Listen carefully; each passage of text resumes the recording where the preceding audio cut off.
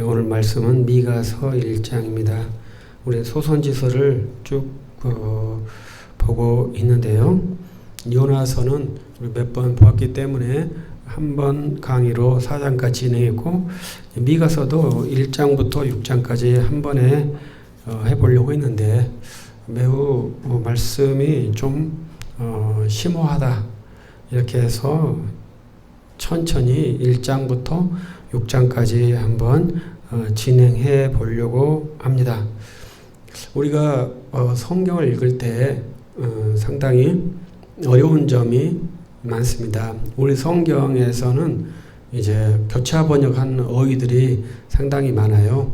그래서 이학재 박사님이 마사 성경이라고 번역을 했는데, 이렇게 교차 번역된 것을 모두 다 수정해서 단어마다 합당하게 번역어가 매칭되게 번역했노라고 말씀을 하시더라고요. 그래도 이제 완전한 매칭이 되지 않는 것은 죄와 악, 우리는 죄와 악이라는 단어가 두 개밖에 없지 않습니까?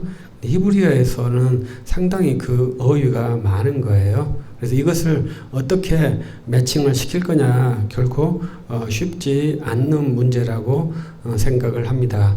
대표적으로 미가서 1장에서 이제 그러한 말씀이 나와요. 그것은 이제 5절에 보면 허물 그리고 족속의 죄 이런 말 있지 않습니까? 허물과 죄 그리고 또 다음에 나온 악, 이 세 개의 단어, 이 세 개의 어휘가 히브리어에서는 상당히 발달되어 있어가지고 어휘 숫자가 우리에 있는 어휘 숫자보다 더 많습니다. 그래서 이러한 것들을 정확하게 언어를 대조해서 번역하는 것이 쉽지 않아요. 그래서 그것을 성경에서 읽어낼 때 쉽지 않다 이렇게 말씀을 드리고 싶어요. 그래서 우리들이 가장 구분하지 못하는 어휘 중에 하나가 죄와 악이라는 단어입니다. 죄와 악이라는 단어는 어휘의 의미, 단어의 의미가 전혀 달라요. 그런데 우리는 죄와 악에 대해서 잘 구분을 하지 못하는데요. 이 미가서에서는 그 죄와 악에 대해서 정확하게 구분을 하고 있어요. 그래서 그것을 이해를 하는 것을 한번 시도해 보기 위해서 천천히 성경 어휘를 보면서 한번 말씀을 상고하는 훈련을 한번 해보시기를 바랍니다. 그래서 허물, 죄, 그 다음에 또 하나가 나온 것이 이제 악이라는 단어가 나오는데요. 이 악이라는 단어가 2장에서는 두 가지로 나오는 것 같아요. 그래서 인간이 보편적으로 부패된 악, 그 다음에 하나님의 말씀에 거역하는 악, 이 두 가지의 악의 성향이 미가에서는 또 제시를 하고 있는 것이 매우 큰 특징입니다. 그래서 미가 선지자의 말씀을 정확히 숙지한다면 우리 사고체계 훈련에 매우 큰 도움이 될 그러한 말씀이에요.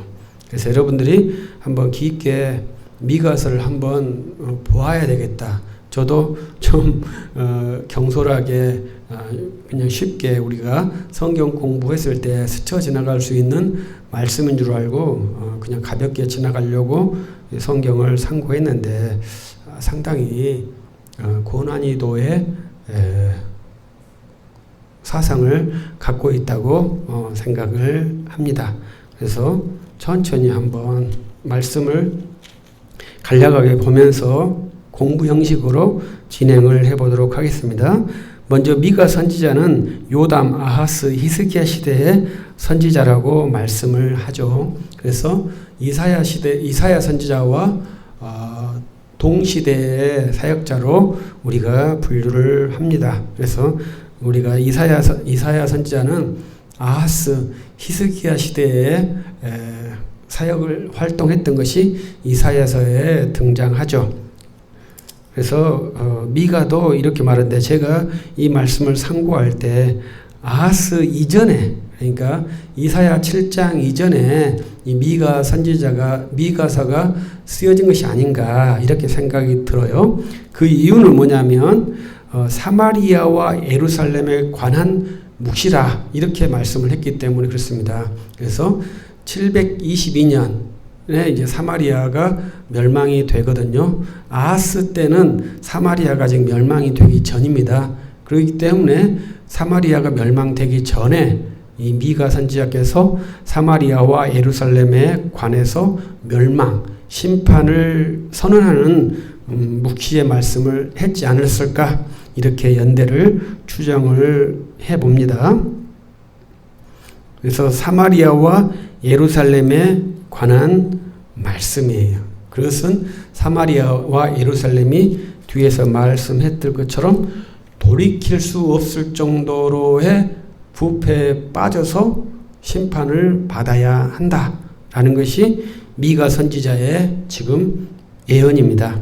그런데 오늘 말씀에 묵시라고 번역을 했는데 묵시라고 번역한 것은 보통 하존이라고 하는 히브리어를 사용하는데 여기서는 하존이라는 단어가 아니라 동사 보았다를 사용하고 있습니다. 그래서 이제 영어로는 이제 saw라고 하죠. NIV는 비전이라고 번역을 했는데 다른 번역들은 다 saw 보았다 이렇게 말씀을 하고 있습니다. 그래서 우리가 이 말씀을 볼 때 마치 요한사도 생각이 나더라고요. 예수께서 사도 요한에게 보여준 그 세계 그것을 보았고 그 본 것을 기록해서 말씀하면서 2절에 요한계시록 1장 3절처럼 백성들아 들으라 또 자세히 들으라 이 두 가지 형태로 말하는데 두 번째 들으라는 대상이 누구냐면 땅과 거기에 있는 모든 것들아 다 들을지어다 이렇게 말씀을 하고 있는 것이 특징이고요. 거기에서 어떠한 말이 나오냐면 주 여호와께서 증언하고 계신다 이러한 말씀이에요.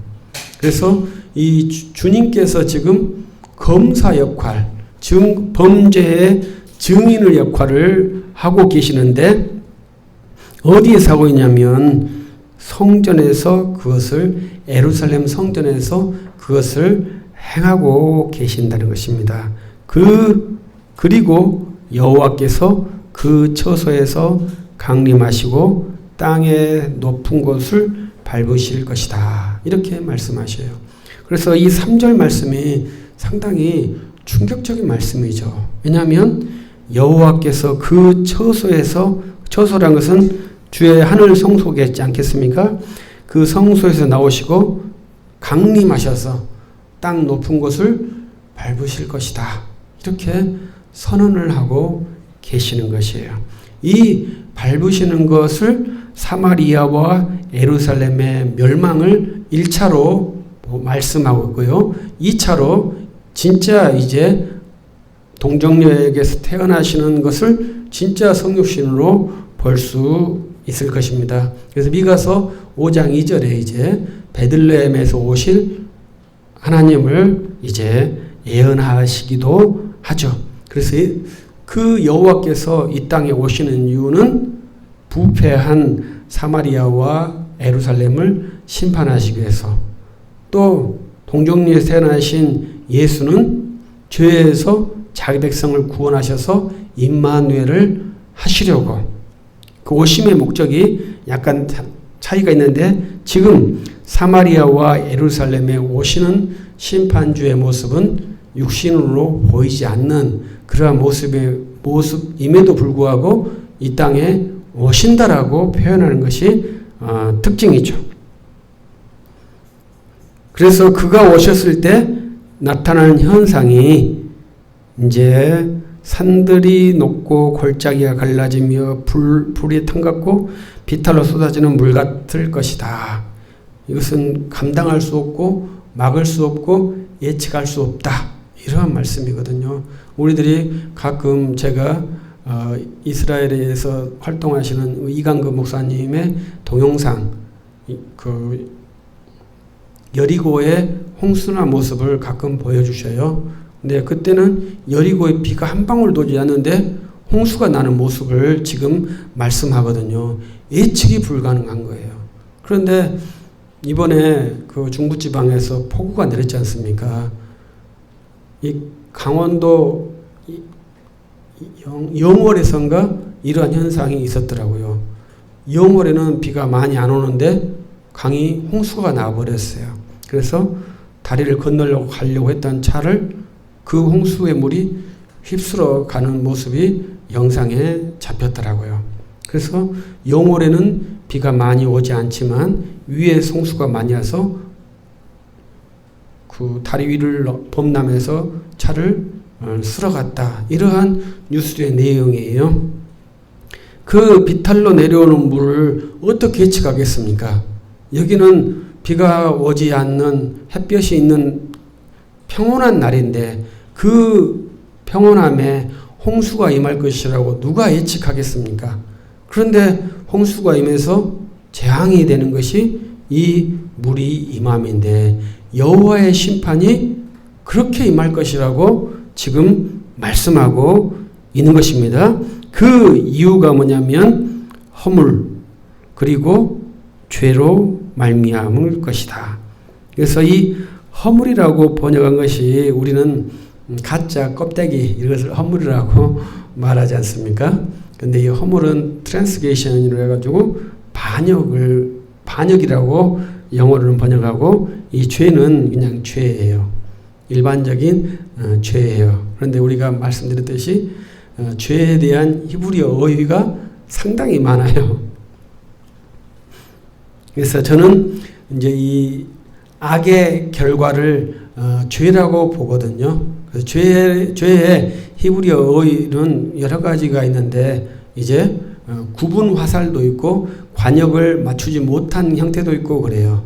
구분 화살로 열심히 쏜들 관역에 맞출 수가 없을 것이고 아예 쏘았는데 관역에 맞추지 못해도 죄라는 의미들이 갖고 있어요. 그래서 그러한 죄. 그래서 야곱의 허물과 이스라엘로 죄로 만들었는데 이 허물은 사마리아고 유다에는 산당이 많았다. 그래서 그 산당은 예루살렘이다. 사마리아와 예루살렘이 똑같이 죄에 가득한 원상, 죄의 결과치가 되어버렸다. 이렇게 지금 말씀하고 있고 그들의 죄의 모습은 우상과 음행 그리고 기생의 값 이렇게 말씀을 하고 있습니다. 그런데 우리말로 기생이라고 번역한 것은 조금 의미 번역이 좀 안 맞죠. 좀 더 정확한 번역은 매춘부의 값, 매춘의 값 이렇게 말해야 되죠. 그래서 우상과 음행이라고 하는 것은 조그만 말로 했기 때문에 그냥 값이라고 번역을 해야 되고 이거 조금만 어휘가 문자가 있는 성경이 참 좋은 성경이거든요. 그것은 원어에는 없다는 의미입니다. 그런데 이제 값을 말하고 이제 뒤에 이제 기생의 값이 있기 때문에 그 기생의 행위를 음행으로 비유해서 이제 거기에다가 이제 의미 번역을 시도한 것이 우리 번역입니다. 그래서 우상과 값을 주고 기생과 하는 것, 매춘과 하는 것이 이제 죄라 이 말이죠. 근데 우상과 이 매춘이 하나의 쌍이지 않습니까? 우리들이 옛날 고대 문화를 많이 공부하면서 성전에서 매춘을 했다. 이런 것이 이제 아주 기본적으로 우리들이 말하는 그러한 값입니다. 그래서 우상 숭배와 이 매춘이 아주 결부되어 있고 그때 이 매춘 행위할 때 값이 거래되었다. 이러한 것으로 부패의 모습, 도저히 고칠 수 없는 상태를 말씀을 하고 있습니다. 그래서 우상 종교와 매춘 행위가 등가를 이룬 것이 아주 심각한 수준이라고 볼 수 있는 것 같아요.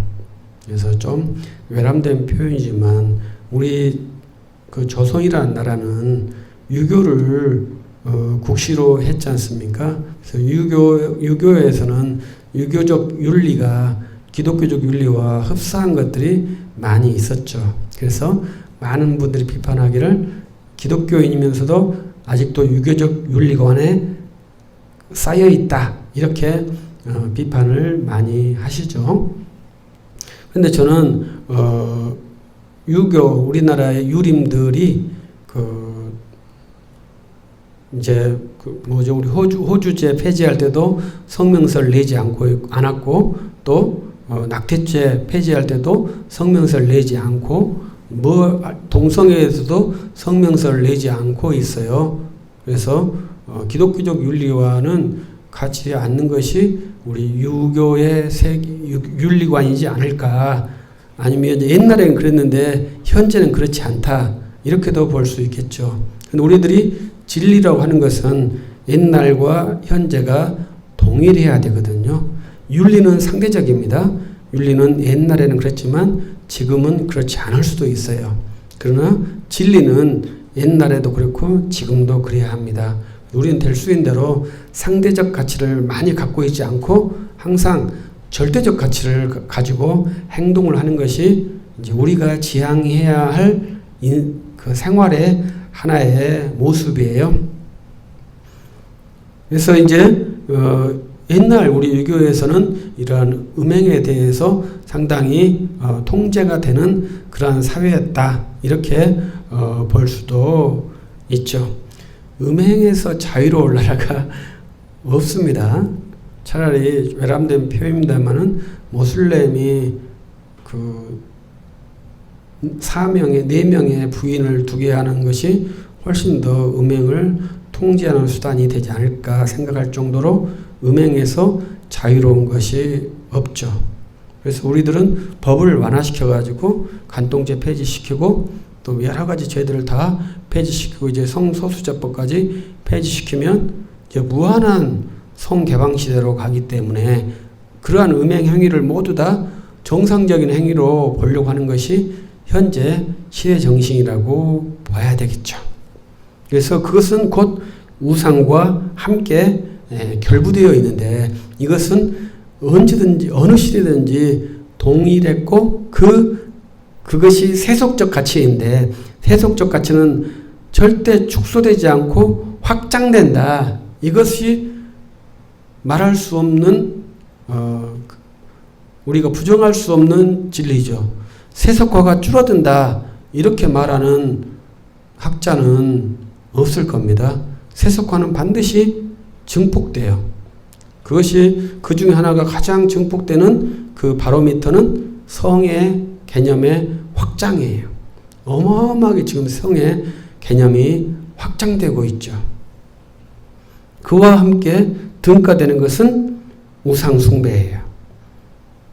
그래서 이때도 이제 이스라엘 백성들이 우상과 매춘 그리고 그것을 값으로 사고 파는 행동 이것이 만연해서 돌이킬 수 없다.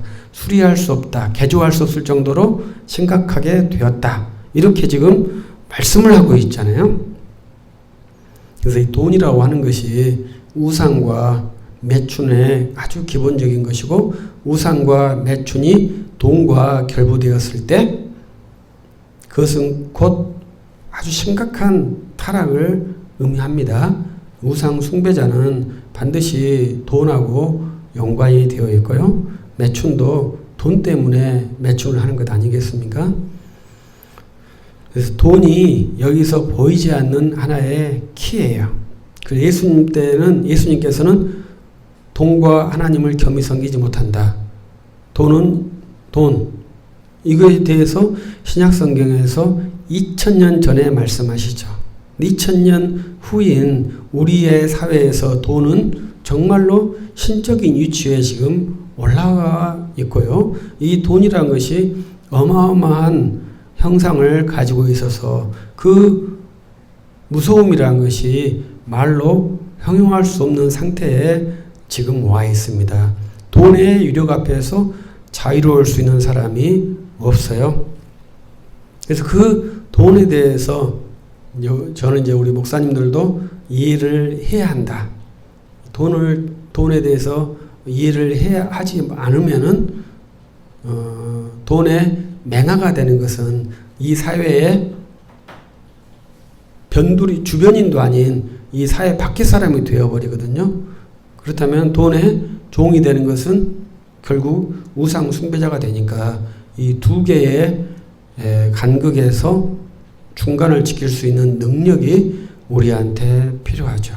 그래서 돈은 우리의 생활에서 기본이죠. 쌀과 돈이 지금은 등가가 아니고 돈이 더 높은 가치를 가지고 있을 정도로 생명의 수단이 되었어요. 그렇기 때문에 분명히 돈에 대해서 인식을 해야 합니다. 그래야만이 우리들이 온전하게 이 세상에서 리더십을 발휘할 수 있어요. 혼자 산다면 돈에 대해서 몰라도 되죠. 혼자 거룩하게 산다면 몰라도 되지만 우리는 가정을 이루어야 되고 또 이웃과 같이 살아야 되고 또 넌크리스천과도 같이 살아야 되기 때문에 이 돈의 가치에 대해서 정확히 이해를 해야 되는 것이 우리 시대의 중요한 요소가 되었어요. 그래서 우리가 아주 위험한 것을 핸들링 해야 되니까 많이 조심을 하고 기도를 해야 되고 형제 간의 협력 이러한 것들을 해야 합니다. 그렇지 않으면은 바로 넘어가요. 돈이 가장 무서운 우리의 올가미예요. 우상과 매춘보다 더 위험한 올가미가 돈이죠. 그래서 그때 이제 이미 우상과 매춘과 이 돈이라는 것이 그들을 부패시킨 상태가 된 겁니다.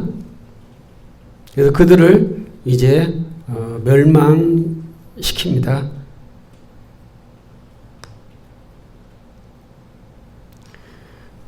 그런데 이제 8절 보면 미가 선지자가 애통하며 애곡하며 벌거벗은 몸으로 들깨같이 애곡하고 타조같이 애통하겠다.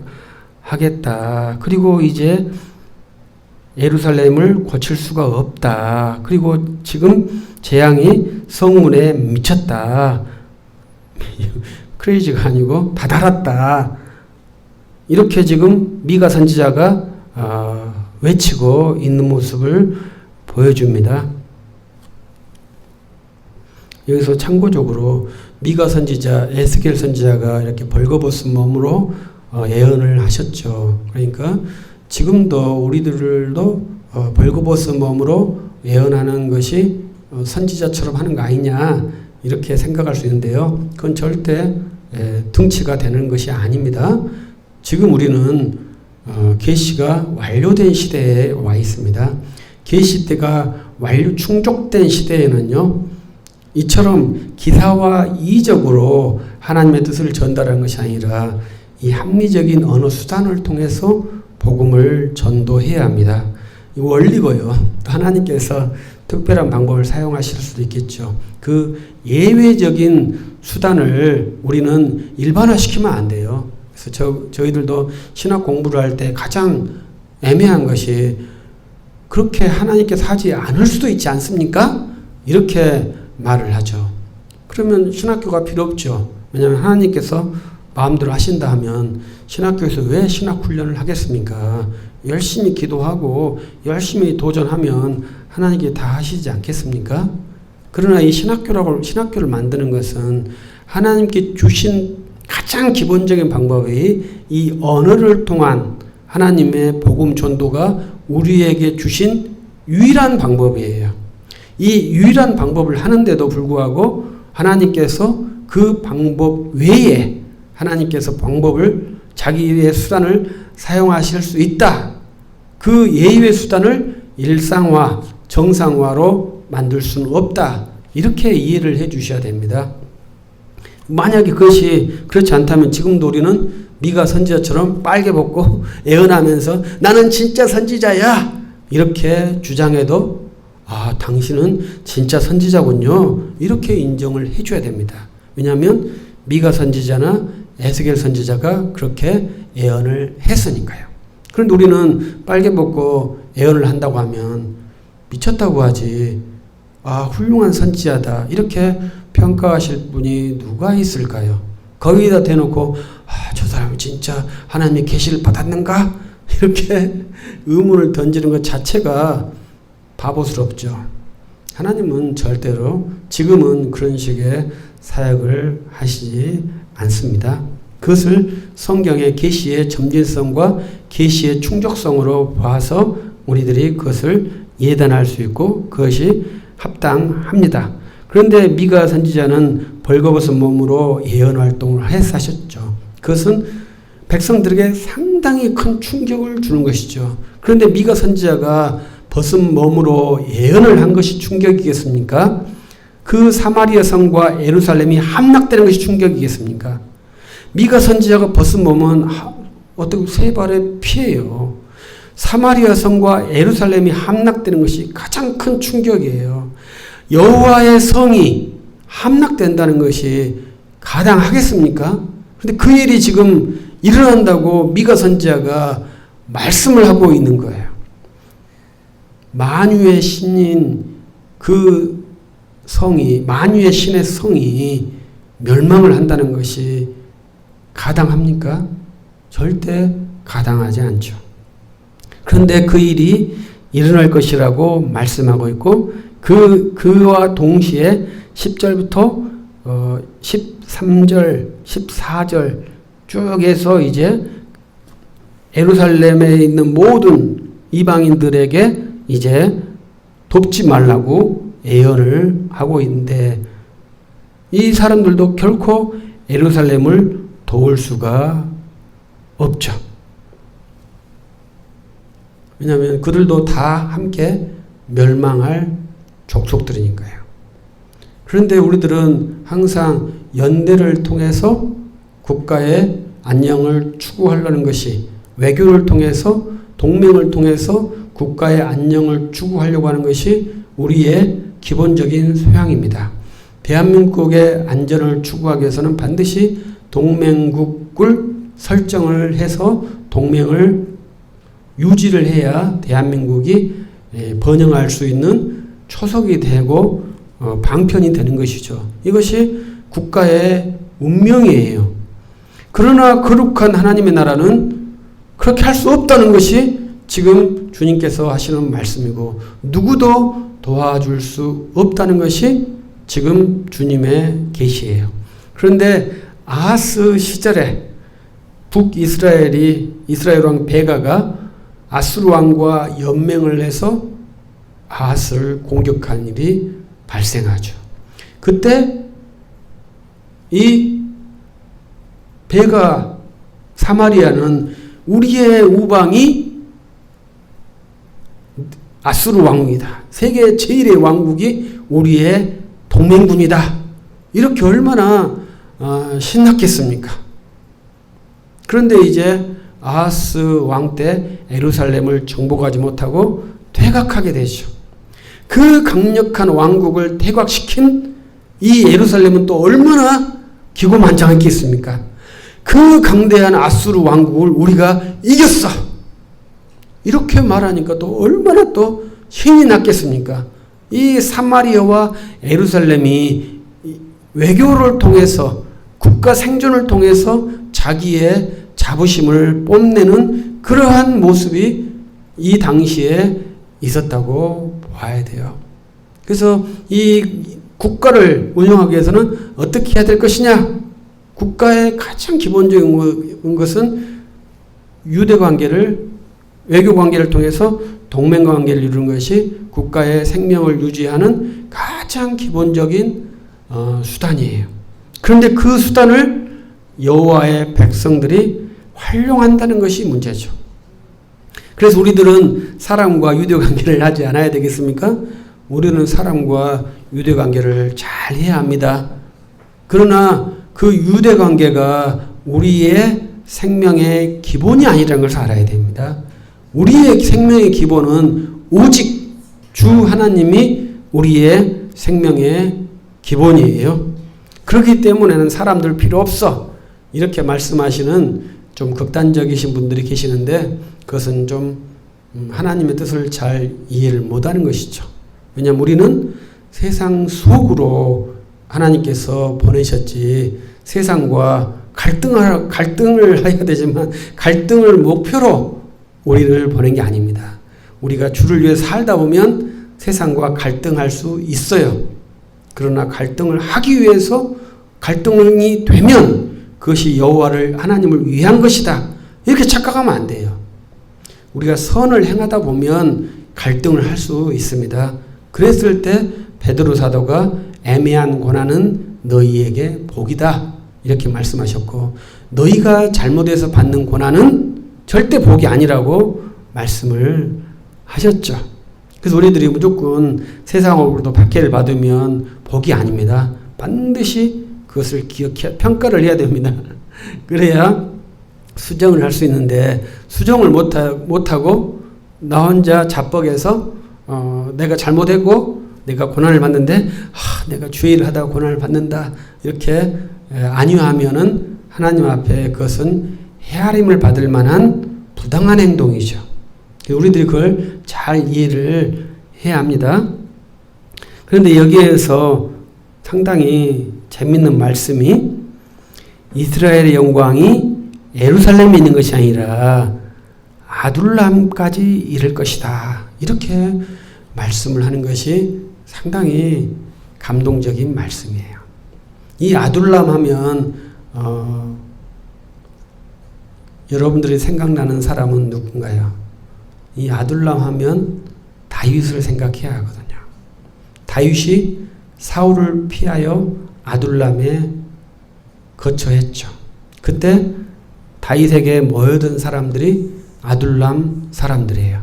그래서 가끔 우리들의 사람들에 모여서 상처 입은 사람들이 가는 곳으로 해서 아둘람 공동체 이러한 활동도 하시는 분이 계시죠. 그때 이 아둘람이 모인 사람은 여기에서 이 아둘람은 상처 이게 아니라 다윗을 말하는 거죠. 다윗에게 피하는 자가 이스라엘의 영광이 되는 거예요. 그래서 이 미가 선지자가 굉장히 심오하다고 말하는 것은 메시아에 대한 지시가 아주 섬세해요. 그래서 하나님의 성신 여호와께서 이 땅에 강림하신다. 이렇게 말씀하시고 또 15절에서는 아둘람까지 이를 것이다. 이렇게 말씀을 하고 계시는 것이죠. 그리고 16절 말씀은 머리를 깎아버려라. 이렇게 말씀하시는 것이 또 상당히 충격적인 말씀이죠. 머리를 대머리처럼 밀어버려라. 이렇게 하는 말씀이 것이고 너희들이 다 사로잡혀 갈 것이다. 이렇게 말씀하는 것이 미가 선지자의 충격적인 말씀이죠. 그래서 좀 슬픈 이야기입니다만은 다니엘의 세 친구, 다니엘과 다니엘의 세 친구 이러한 분들은 이제 우리들이 봤을 때 믿음의 멋진 용사들로 보지만 그분들은 환관의 일을 했다. 이렇게 평가를 하거든요. 이거 얼마나 슬픈 직업입니까? 그래서 그 슬픔의 표시로 머리를 다 밀어라.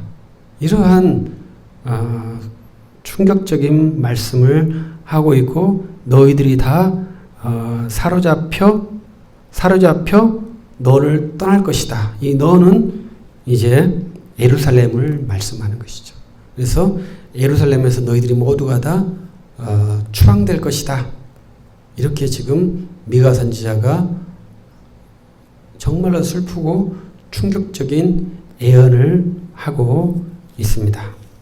미가 선지자는 그러한 심판과 그 심판에서 이제 피할 곳은 곧 다윗의 아둘람 뿐이다. 이렇게 지금 말씀을 하고 있는 것이 미가서 1장의 내용입니다.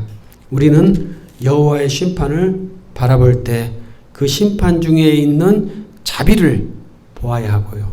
그 자비로우신 하나님 안에서 그 무서운 심판을 또 보아야 하는 것이 우리의 영적 능력 중에 하나입니다. 그 두 가지를 우리가 함께 볼 수 있는 것이 경외거든요.